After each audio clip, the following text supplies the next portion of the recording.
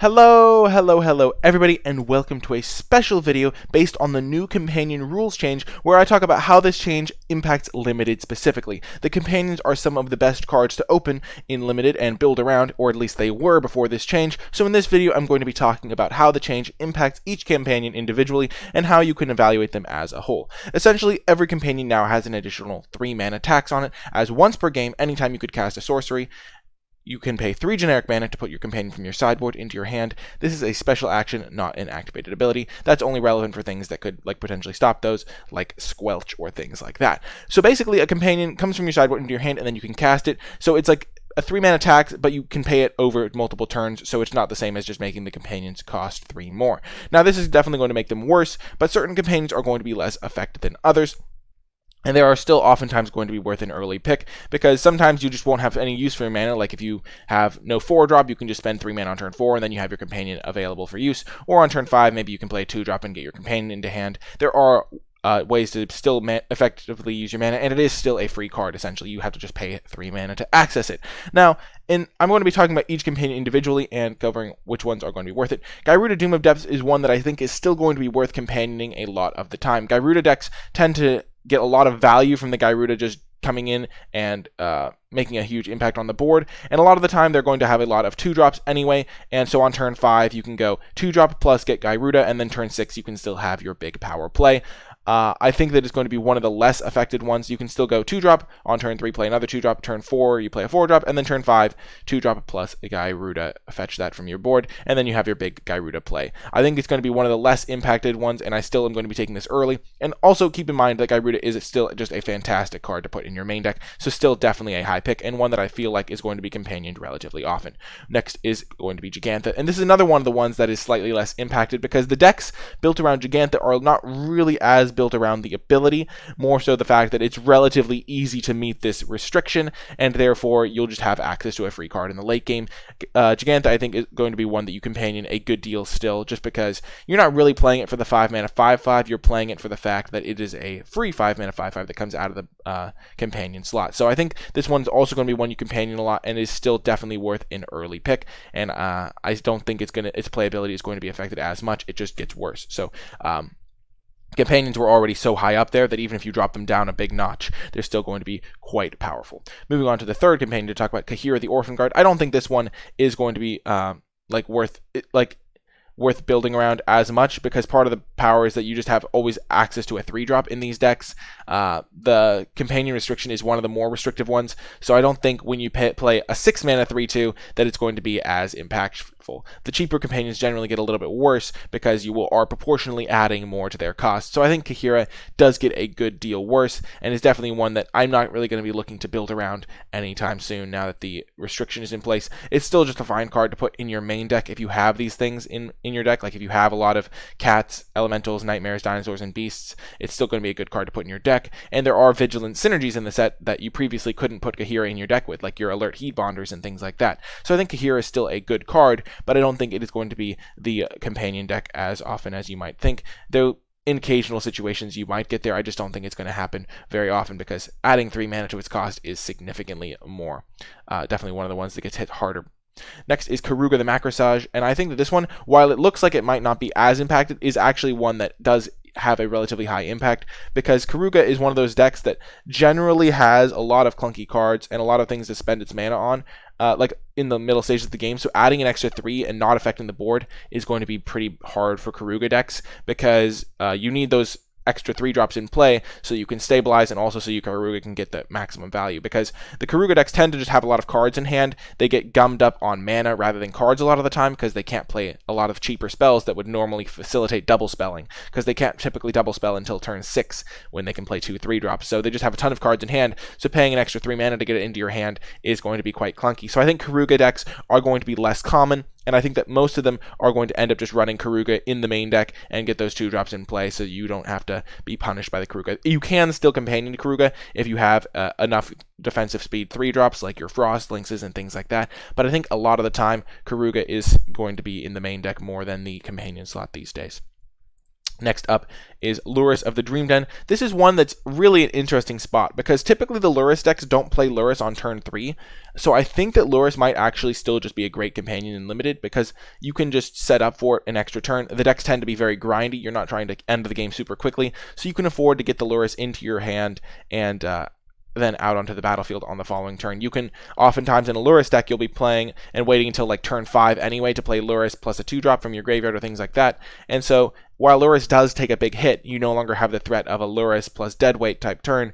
It is going to be a lot more balanced, and I definitely think it's still going to be a great companion in Limited and one worth building around because it is, crazily enough, a late game value deck a lot of the time rather than just a like early aggressive aggro deck that relies on 2-drops to beat them down. I think that Lurrus is still going to be fine and definitely worth an early pick and building around, in my opinion. Next is Lutri the Spell Chaser. This one's interesting because a lot of the time Lutri is really powerful on like turn 7 specifically, setting up like Lutri plus a Blood Curdle or Lutri plus a Rumbling Rockslide, because those are the removal spells you often pair with Lutri, and you can just kill 2 threats, get a ton of value that way. And I think Lutri is still going to be fine as a companion. It is one of the easier companions to facilitate, so getting access to a card that you can just get from your sideboard is really nice. Part of the value of Lutri is definitely the fact that you could have a 3/2 on turn 3 whenever you wanted, similar to Kaheera, but Lutri scales into the late game quite well and is oftentimes a card that you're not wanting to cast on turn 3. You're wanting to get that extra value from it. So I think that a lot of the time you'll be able to go like on turn 6, get your Lutri from your sideboard, and then on turn 7 you can get that massive value play, or Lutri plus Gust of Wind, these types of plays that are just really impactful. So I think Lutri is going to be still a great companion, partially because it's so easy to fill the requirement a lot of the time, and still just a great main deck card. So definitely still a great pick, and one that you'll still be companioning a pretty decent amount. Even though, like with some 3-drops like Kaheera, the extra 3 mana, like matters a lot, but with Lutri it doesn't matter as much because you're wanting to cast it later on anyway. Obosh is one that I think is going to be really hosed by the extra 3 mana in particular, because your curve ends up being really wonky. So if you go on turn 1, you play a 1-drop. On turn 2, you hopefully either like activate like a Whisper Squad or play 2 more 1-drops or something like that, or play just a second 1-drop. Turn 3 is where you really start get going, and that's when you can finally play your spells. So on turn 3, you want to play a spell. On turn 4, you want to play a spell. And then on turn 5, you can't really like justify getting the Obosh out on turn 4 because you don't really have enough power in play. And I think Obosh the Prey Piercer is one that I'm not going to foresee companioning in the near future just because it is a lot more rough on a curve. Whereas with Gyruda, you can have a few permanents in play, like you can go 2-drop, then 2-drop, then 4-drop, then 2-drop plus get the Gyruda. With Obosh, you can go 1-drop, and then 1-drop, and then like 3-drop, and there's no real good time to get the Obosh because on turn 4 you probably still want to be playing another 3-drop to affect the board.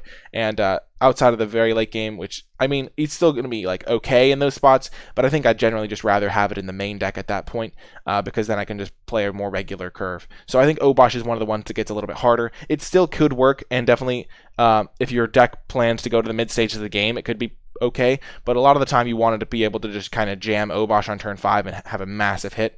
And that's not really going to happen very often anymore. So I think Obosh gets significantly worse from the change, though it is still a fine card to put in your main deck, of course. Next is Umori the Collector, and this one gets completely devastated by the change because part of the power of Umori was that you could curve into it on turn 3 with a Humble Naturalist or a Skull Prophet, and that's no longer an option, which really does greatly impact the power of Umori. Another thing is that if you are spending your turn 3, taking turn 3 off, to then play turn 4 Umori, it really leaves your opponent a lot of flexibility to then just kill the Umori on turn 4. There are things that can do that, like a Blood Curdle, or if your opponent's on the play, a Rumbling Rockslide can do that, and or they could bounce it with a Gust of Wind or hold up a counterspell. It really does make it a lot less pressure when you have to like kind of announce that you're getting your Umori from the sideboard, especially if you do it early in the game, because taking turn 3 off really is a big cost, especially if you are getting beaten down by the opponent. They go 2-drop, 3-drop, and you go 2-drop, turn 3, take the turn off essentially to fetch your Umori. And while Umori does have some very explosive turns following that, I think that there is a lot more risk associated with it now, so I think it definitely gets significantly worse. It can still work out as a companion, but I think you're going to need to keep in mind when you're drafting that it is going to be a higher deck building cost because fetching it costs a lot more. So I'd be more willing to move off of the Umori the Collector companion if I did open some good non-creatures.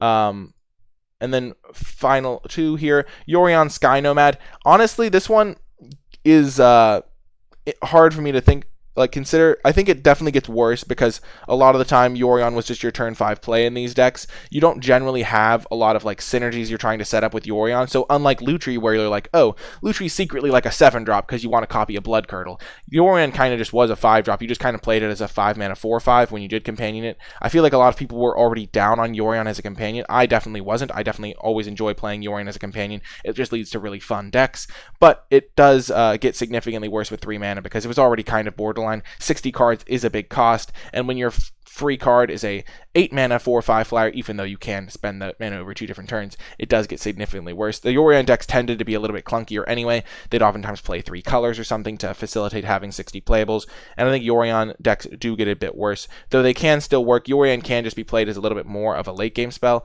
but I think that generally you're not going to want to companion Yorion at this point. Next is Zirda, the Dawnwaker. This is one that I think definitely gets a lot worse as well.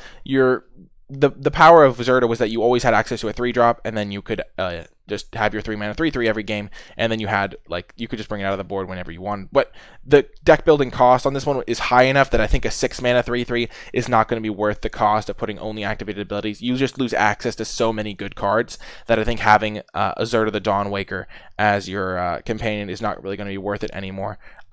It's similar to the Kaheera deck, similar to kind of the Yorion deck, where you're just kind of playing it for the body a lot of the time. The fact that activated abilities cost less is a nice upside, but it's not like you're generally being like, oh, my checkpoint officers costing 1 less to activate is so good that I just have to have my Zirda as my companion so I can get that effect every game. You can still just play it in the main deck. It'll still be a fine card when you draw it, but I don't think you really want to be companioning this because you just lose access to so many good permanents like pacifisms, capture spheres, just tons of premium creatures, a lot of stuff. Zirda is really difficult to make work. I think it can be worth it, but you don't want to give up too much to the companion of the Zirda anymore. You definitely, before it was like, okay, if I companion Zirda, I'm willing to make some pretty decent sacrifices to play it, but now it's more like, okay, I'm willing to make fewer sacrifices to play it. So there are still situations where I would companion pretty much all of these companions, but the number of sacrifices you're willing to make in card quality definitely has gone up for all of them. That is going to do it for this video on companions and their effect after the rules change. I do hope you enjoyed this little quick aside video. It's not gameplay, but it is important analysis for when you're diving into your own drafts, and I do hope you enjoyed it. Remember to let me know, remember to show your support by hitting that thumbs up button, subscribing to the channel, leaving a comment below with your questions and feedback, and I will try to address those.